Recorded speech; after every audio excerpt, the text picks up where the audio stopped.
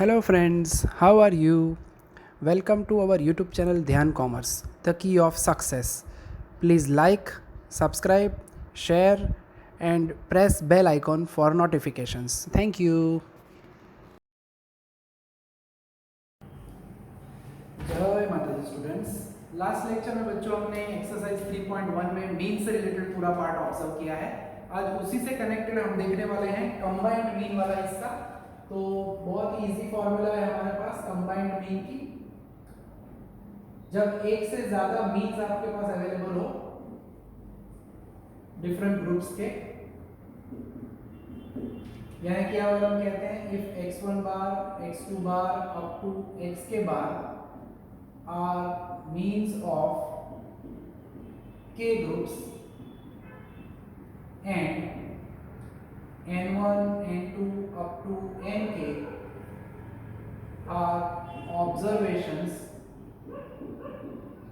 in k groups।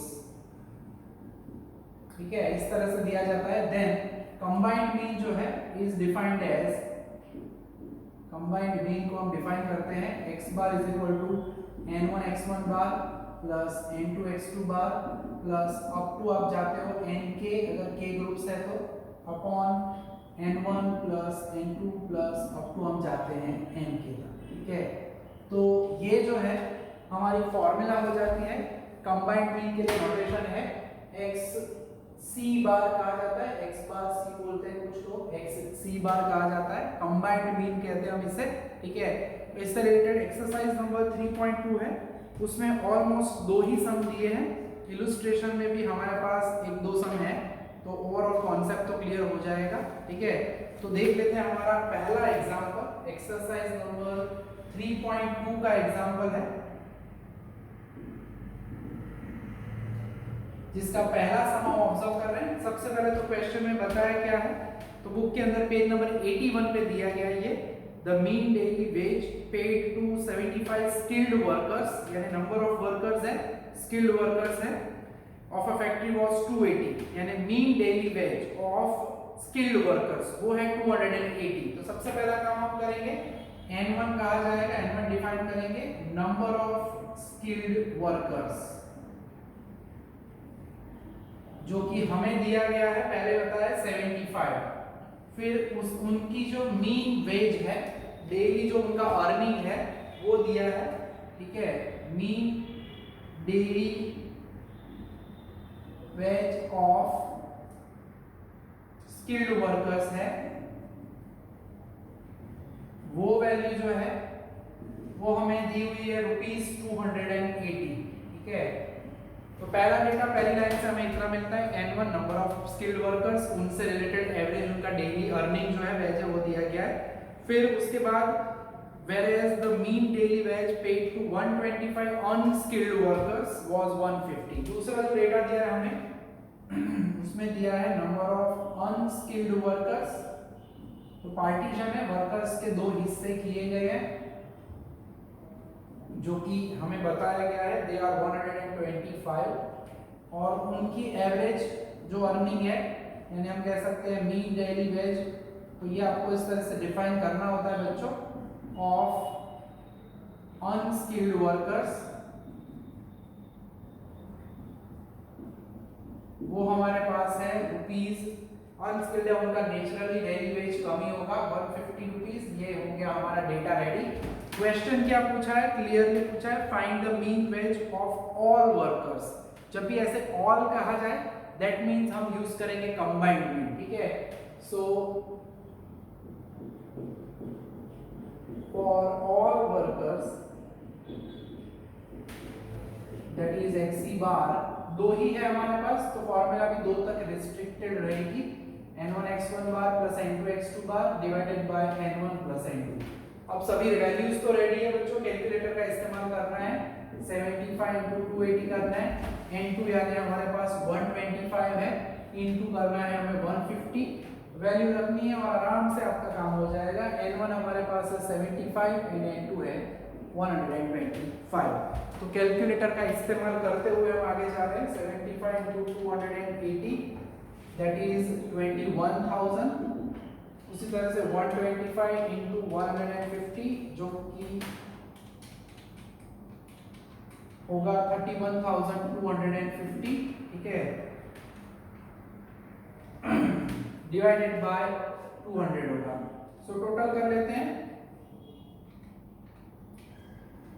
21,000 के साथ add करेंगे 31250 को, तो ये टोटल होगा 5250, 52,250 डिवाइडेड बाय करना है हमें उसे 200 से, तो मिल रहा है एवरेज जो डेली वेज है हम कह सकते हैं दैट इज 261.25 रुपीस, ठीक है, डेली वेज है, डेली उनका अर्निंग है। तो ऑन एन एवरेज हम कह रहे हैं वो हमें मिल रहा है 261.25। तो फाइनल आंसर लिखना चाहिए हमें, क्वेश्चन पूछा था उस हिसाब से। Mean ways for all workers, all पूछा इसने कंबाइंड में, इज ₹261.25। तो ये हुआ हमारा छोटा सा प्यारा सा एग्जांपल। एक और छोटा सा एग्जांपल भी हमें उन्होंने दिया हुआ है यहाँ पे, जो कि हम ऑब्जर्व कर रहे हैं। चौथा नंबर है एक्सरसाइज 3.2 में, वो भी है हमारा कंबाइंड मीन वाला, तो देखते हैं हम उसे। तो पेज नंबर 82 पे क्वेश्चन दिया गया है। क्वेश्चन है हमारे पास, the mean marks of student in 7 theory papers is 62।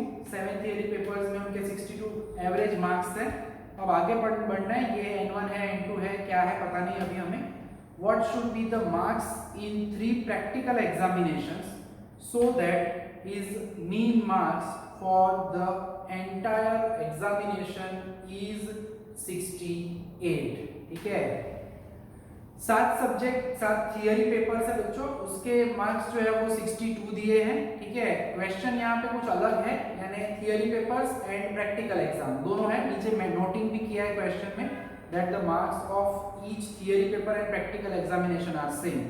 तो 7 थियरी पेपर है और 3 जो हमारे पास हैं वो प्रैक्टिकल पेपर्स है, प्रैक्टिकल एग्जामिनेशंस के पेपर्स हैं वो। और उन्होंने हमें प्रैक्टिकल मार्क्स जो है प्रैक्टिकल के वो नहीं दिए हैं, उन्होंने हमें दिया क्या है कि question is what should be the mean marks in 3 practical examinations, यानी प्रैक्टिकल एग्जामिनेशंस से रिलेटेड 3 पेपर है, उनका मीन हमें फाइंड करना है। यानी सबसे पहले अगर मैं कहूं तो एक्सरसाइज नंबर 3.2 का ये हमारा चौथा एग्जांपल है। पहले को हम N1 कहेंगे, नंबर ऑफ थियरी पेपर्स जो कि हमें दिया गया है 7, उसका एवरेज मार्क्स का हिस्सा भी दिया है, mean marks in theory papers वो भी रेडी दिया हुआ है, वो हमें उन्होंने दिया है 62, ठीक है। अब जो है N2 भी हमारे पास है, नंबर ऑफ प्रैक्टिकल एग्जामिनेशन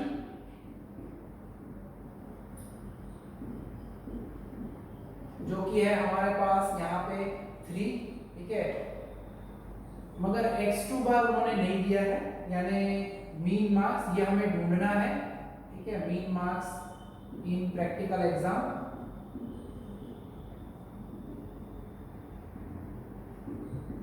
और जो दिया क्या है, कंबाइंड मीन हमें दिया है यहाँ पे। लास्ट एग्जाम में हमने कंबाइंड मीन ढूंढा था, यहाँ पे आप देख सकते हो, फिर से लाइन पढ़ लेते हैं हम। What should be the mean marks in 3 practical examination so that his mean marks for the entire examination, ठीक है।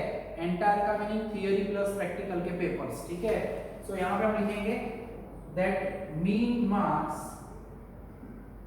फॉर, अंदर से लिखना है, फॉर द एंटायर एग्जामिनेशन, पूरी एग्जामिनेशन का जो एवरेज है वो हमें दिया हुआ है और वो है 68। तो इन शॉर्ट आपको कोई भी एक आध मिसिंग वैल्यू यहाँ पे पूछ सकते हैं, ठीक है। तो हम अगर बात करें कंबाइंड मीन की फॉर्मूला यूज कर लेते हैं, बाकी वैल्यूज रख देते हैं। So xc bar is equal to n1 x1 bar plus n2 x2 bar divided by n1 plus n2, और वैल्यू रखनी है हमें जो भी अवेलेबल है, 68 है, n1 अवेलेबल है 7 इंटू 62 प्लस n2 यानी 3, x2 बार ढूंढना है, उसे वैसे का वैसा ही रखते हैं, n1 प्लस n2 यानी 7 प्लस 3।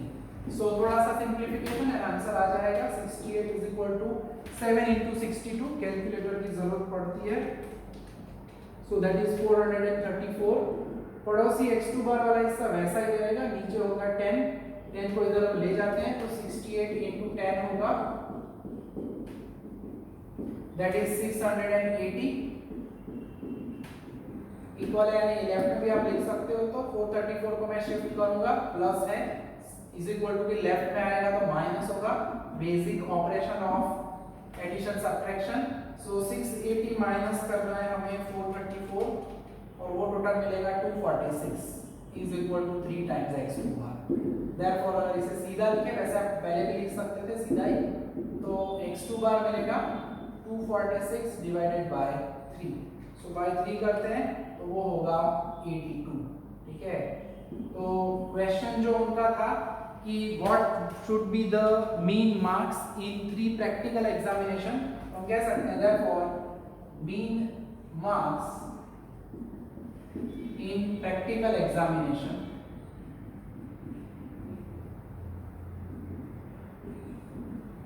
is 82। तो ये हो गया हमारा हिस्सा कंबाइंड मीन वाला।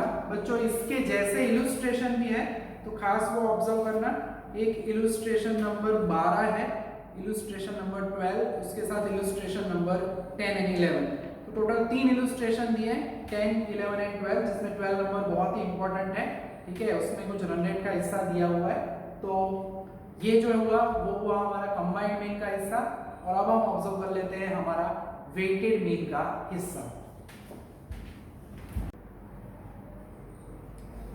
तो बच्चों कंबाइंड मीन को समझने के बाद अब हम देखने वाले हैं एक दूसरा मीन जो कि हमें ऑब्जर्व करना है यहाँ पे, जिसे कहा जाता है weighted mean.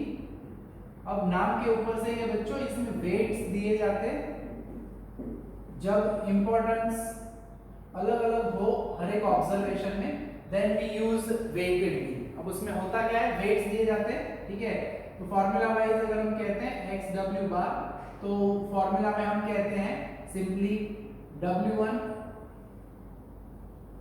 x1 W2 x2 up to WK xk divided by, यहाँ पे नीचे खाली क्या आता है W1 plus W2 up to WK। तो अलग अलग ऑब्जर्वेशन से रिलेटेड डेटा दिया जाए, वेटेज दिए जाए अलग अलग, तब हम ऑब्जर्वेशंस को यूज करते हैं। यहाँ पे ध्यान रखना x1 बार x2 बार x के बार नहीं आता है। ठीक है, तो यहाँ पे अगर हम कहना चाहें आगे लिखते हैं, वैसे भी लिख सकते हैं, where W1 W2 up to WK are weights for K observations। और वो K observations कौन से होंगे, x1 x2 up to xk, यानी अलग अलग ऑब्जर्वेशन से रिलेटेड अगर वेटेज दिया जाता है, वेट दिया जाता है, क्वेश्चन में क्लियरली मेंशन किया जाता है, आपको समझ में भी आ जाएगा। देखिए एक्सरसाइज नंबर 3.2 का दूसरा एग्जांपल है, नेचुरली आपको पता चल जाएगा, सिंपल सा पार्ट है। ठीक है, उसमें उन्होंने हमें दिया क्या है, तो फूड आइटम्स दी गई है और क्वेश्चन में जनरली मेंशन करते ही हैं फाइंड वेटेड मीन, तो कष्ट भी नहीं जाएगा कि कंबाइंड मीन यूज करना है या वेटेड मीन। तो फूड आइटम्स दी गई है हमें यहाँ पे,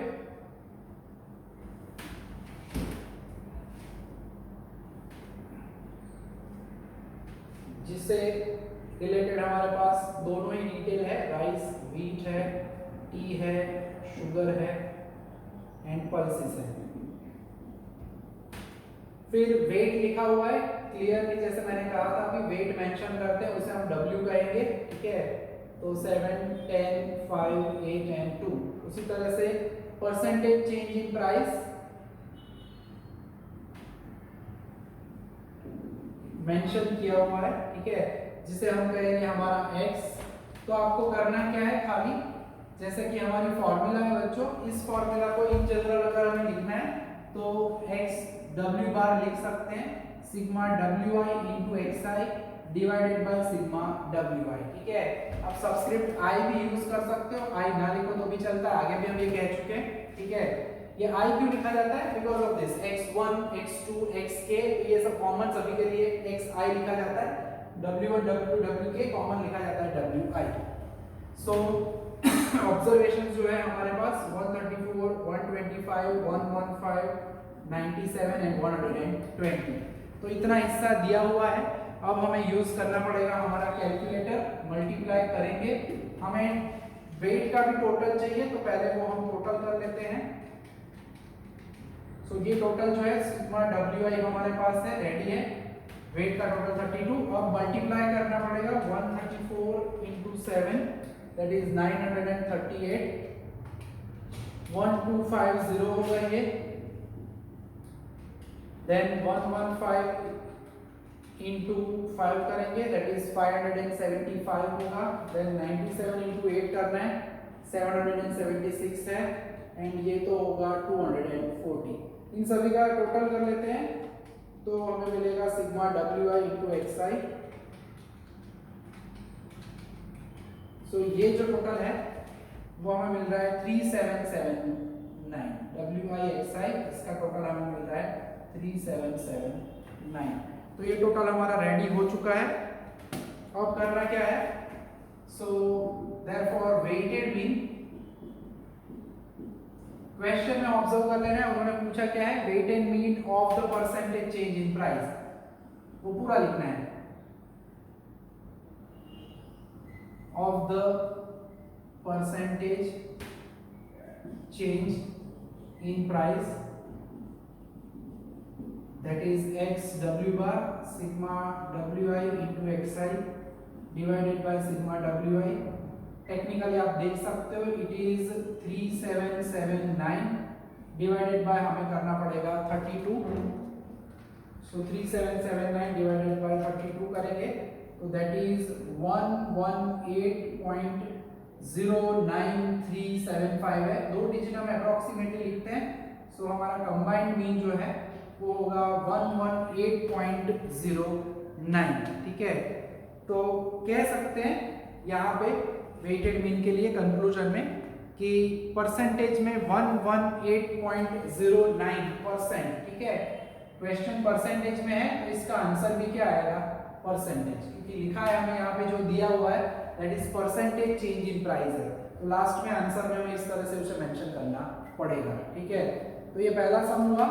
उसी तरह से बच्चों सम नंबर 3 जो है उसमें ज़्यादा कुछ है नहीं, वो आप कर पाओगे। उसमें ऑफिसर्स जो है उनकी सैलरी दी गई है 1500, वो एक्स होगा, एंड कितने ऑफिसर्स है, 2 ऑफिसर्स, 10 क्लर्क्स, 3 प्यून्स, तो वो जो है वो W होगा।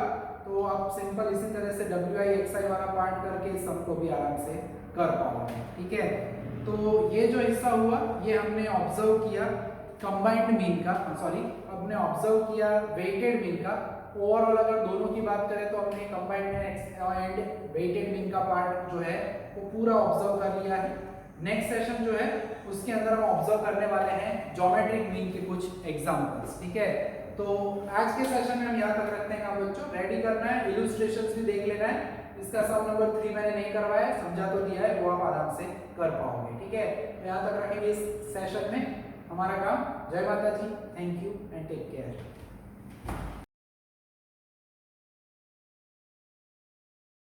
Please like, subscribe, share and press bell icon for notifications.